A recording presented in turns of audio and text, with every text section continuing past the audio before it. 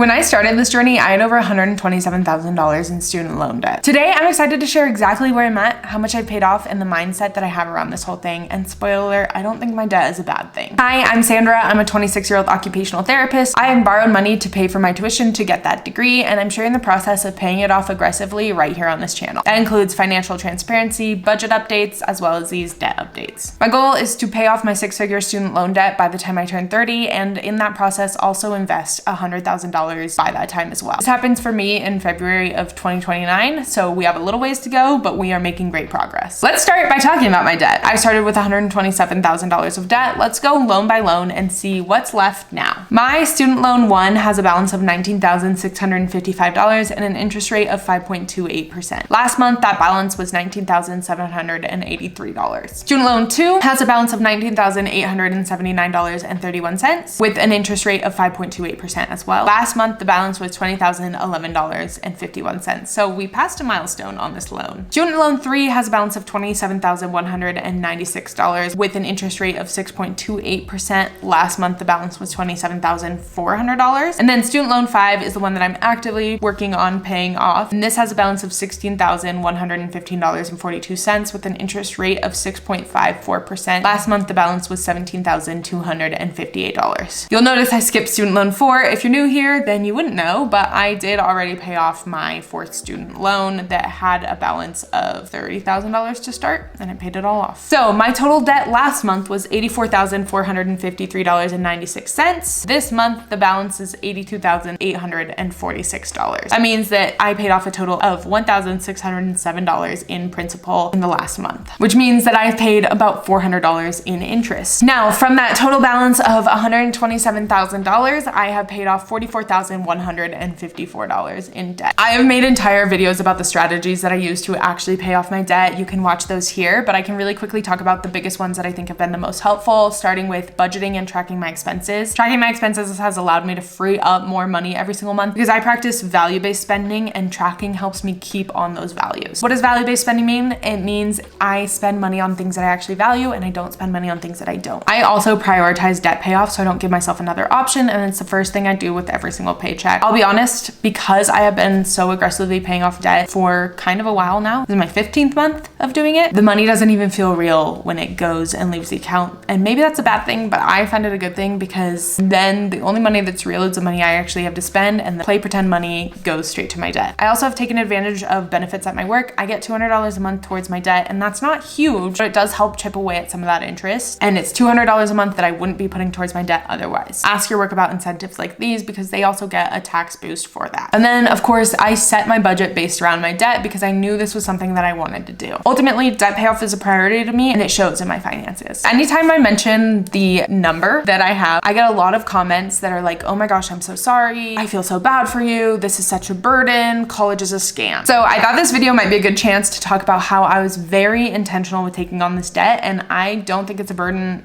at all. I would love to live in a place where education is valued and subsidized by the government, but I do not. I live in the United States of America, where even a public education can run you $20,000, $30,000. And that's just part of the cost of being here. If you have not yet taken out debt, or if you are in the process of taking out debt to go to school, I encourage you to run the numbers and see what it'll look like for you. Take a hypothetical income. Do not round up to the highest income that you see. You will not make that. Take more of an average or even a lower end and your debt, and see what paying off that debt means for you. This is what I did before I started school, and it helped me be really strategic with how I borrowed money, as well as my plan when I graduated. I'll explain that further in a second, but first I do want to get a little controversial. I see a lot of comments talking about how student loans are a waste of money because most people don't even get a job in the field that they study. We've lost the plot here a little bit, I think. University level education is not trade school. It is not job training. It can be helpful to have an education in a field that you are interested in working in. In fact, it might be required for that field. Higher level education teaches you to critically think, independently research, and gives you advanced education on a broad number of topics, which is where the concept of core classes came from in the first place. Now, has our our higher level of education system in the United States taken a slightly corrupt turn in being a for-profit situation. Therefore, those core classes are meant to bolster the number of years you have to spend paying tuition, potentially. But the basis of it is that university level education is meant for that higher level thinking. But maybe instead of saying that college is a scam, you should be asking, why doesn't our government value that its citizens have the ability to critically think, independently research, and understand broad topics at a higher level? And then maybe you can work on doing something about that. Now, the loans that I took out are for job-specific training. I have a professional terminal degree in occupational therapy. This is a doctorate in occupational therapy. Right now in the United States, as a new therapist, you have to have a master's or a doctorate in occupational therapy in order to sit for your board exams. My professional degree cost $170,000. Of that, I paid for about $40,000 with scholarships, and I borrowed $127,000 for the degree. This was a great investment for me, and I'll tell you why. With my undergrad, I could have gotten a job in a few different realms, and the one that I was most interested in was also one of the higher paying ones. I would have worked as an exercise physiologist. I probably would have had to go get a master's anyways. That would have been cheaper regardless. The average pay for this in my area is $62,000 a year, with the highest percentage of jobs earning about $48,000 a year, which is what I would have earned with a bachelor's degree. As an occupational therapist in my area, the average pay is $99,000 a year. I have a job on the lower end of the spectrum earning about $76,000 a year. So there's anywhere from a $30,000 difference of what I'm making versus what I would have made as a bachelor's level education to upwards of $50,000. Because my reality is that I'm making about $30,000, that means that my return on investment, which I'm defining as the amount of time it will take me to earn back that cost of education and then all that money being free money after that, is gonna be about 4.5 years. And we're talking the difference here. So the $30,000 difference in 4.5 years will equal $127,000 plus the interest. It would have been even less if I would have taken a job at $100,000, which I didn't take a job at $100,000 because my hospital has great work-life balance. The exposure to a level 1 trauma center was something that I really wanted early in my career. And I get a balance of working in different settings because I work both in acute care as well as acute rehab in my same hospital system. I went to school ultimately to enjoy my job, so I took a job that I would enjoy rather than a job that would burn me out and earn a lot more money. So I'm okay with making a little less. Regardless, after that 4.5 year mark, my investment is going to pay out at least $30,000 a year with the same amount of work in a full-time job. I would love to know what other $127,000 investment can do that. But I could only do that because I ran the numbers beforehand. This also doesn't factor the psychological and emotional piece that I love occupational therapy. It is a great career for me. I get to use my mind in a challenging way. I get to use my body and I get to help people. There's also a lot of flexibility in the job. So no other field would have really been right for me, but regardless, financially, it still made sense to do. If you are already in debt, try thinking about your student loan debt like this. What could you have made before? What are you making now? And maybe the math doesn't exactly pan out. My guess is that it probably will. But that doesn't mean that your debt is necessarily bad as long as you value the education that you received at the dollar cost that you received it. Hopefully learning more about your money can empower you to make more informed decisions in the future as well as frame your money like this. There is obviously a larger conversation that needs to be had here about the cost of education, predatory lending tactics, and the student loan debt crisis as a whole. But at the end of the day, what I did is I borrowed money in order to make more money in the long run, which I'm pretty sure is every financial bro's dream.